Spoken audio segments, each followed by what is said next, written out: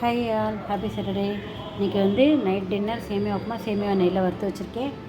பச்சை மிளகா, கொத்தமல்லி, கருவேப்பிலை, வெங்காயம் கட் பண்ணி வச்சுருக்கேன். கடுகு உளுத்தம் தாளிச்சுட்டு வதக்கிட்டு தண்ணி விட்டு உப்பு போட்டு சேமியா போட்டால் ரெடி ஆகிடும் உப்புமா.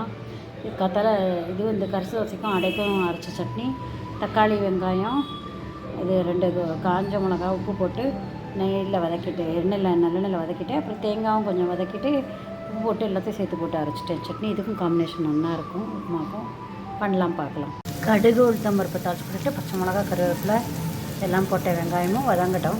வெங்காயம் வதங்கின அப்புறம் தண்ணியை விட்டு உப்பு போட்டுட்டேன். இப்போ சேமியா போட்டு முடி வச்சிடலாம். ஒரு பின் சக்கரை போட்டேன் டேஸ்ட்டுக்கு. நல்லா கொதிக்கிறது பாருங்க தரேன்னு. இந்த சமயத்தை சேமியா போட்டோம்னா வறுத்த சேமியாவை போட்டுட்டு முடி வச்சிடலாம். அப்புறம் மேலே கொத்தமல்லி தூவிடும். சூப்பரான ஆனியன் சேமியா ரெடி எடுத்து கொத்தமல்லி தூவி வச்சு இந்த மெத்தடில் பண்ணுவதற்கு கமெண்ட் பண்ணுங்கள். சப்ஸ்கிரைப் பண்ணுங்கள் ப்ளீஸ்.